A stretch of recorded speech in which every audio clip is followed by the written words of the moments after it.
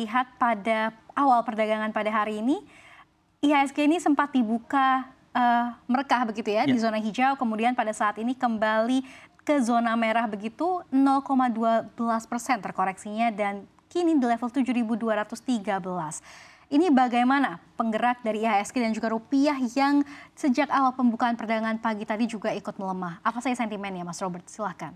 Ya, saya rasa IHSG baru kemudian para pelaku pasar ya, terutama di pasar keuangan Indonesia baru bisa merespon dari risalah FOMC yang pekan lalu terbit, namun kebetulan kita juga sedang libur, kemudian juga karena beberapa pejabat The Fed juga tampaknya masih ingin melakukan pengetatan suku bunga yang masih lama, saya rasa kaitannya masih seputar tentang The Fed.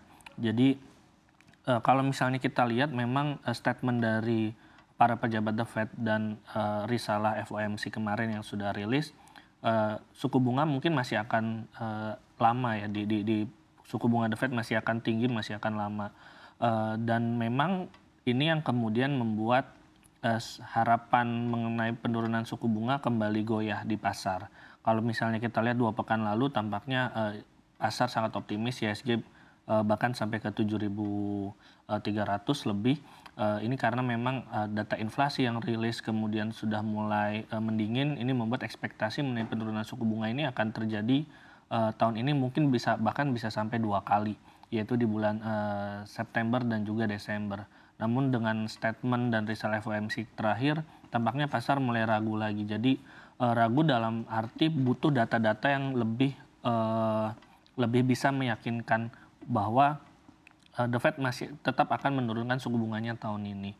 Dan memang ada harapan bahwa bisa jadi The Fed akan menurunkan suku bunga tahun ini minimal 1 kali kalau kita lihat di Fed Watch Tools. Namun tampaknya ada suara-suara juga yang melihat bahwa The Fed mungkin akan baru menurunkan suku bunganya itu di tahun depan. Sehingga ini yang membuat tampaknya pergerakan IHSG dan rupiah cenderung volatil ya untuk beberapa hari terakhir dari pekan lalu dan juga mungkin pekan ini juga akan seperti itu. Baik, jadi kalau berdasarkan penjelasan Mas Roberto sendiri, IHSG dan juga rupiah ini melemah karena tadi reaksi pasar yang baru saja mereka bereaksi begitu terhadap FOMC yang pada pekan lalu diselenggarakan begitu ya.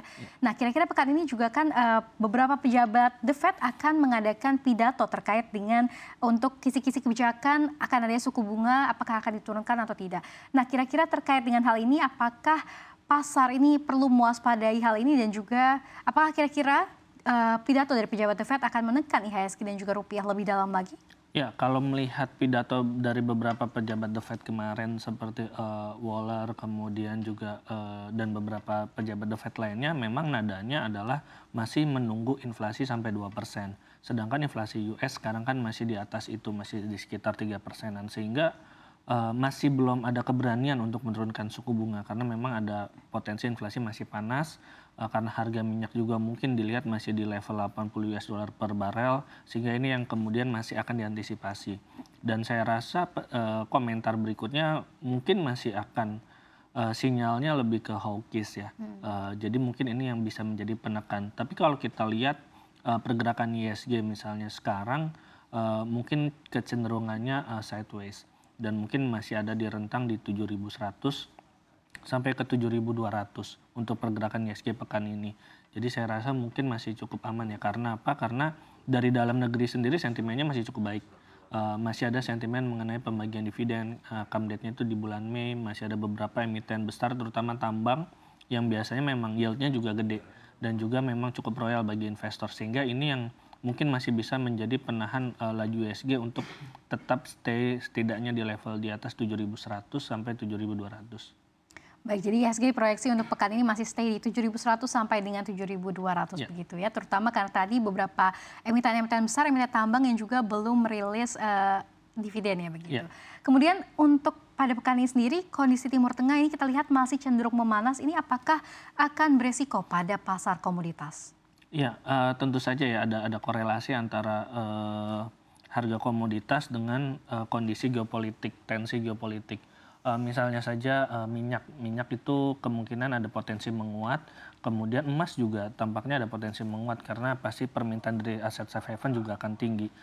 Namun kalau kita lihat eh, dari tensi geopolitik ini kemudian apakah impactnya sangat besar gitu. Seperti misalnya kemarin terakhir Iran dan Israel yang isunya atau mungkin akan ada perang yang terbuka. Nah ini kan akan meningkatkan harga komoditas lebih signifikan. Namun sekarang saya rasa peningkatan harga komoditas tidak akan terlalu signifikan karena mungkin skalasi dari tensi ini yang mungkin belum membesar.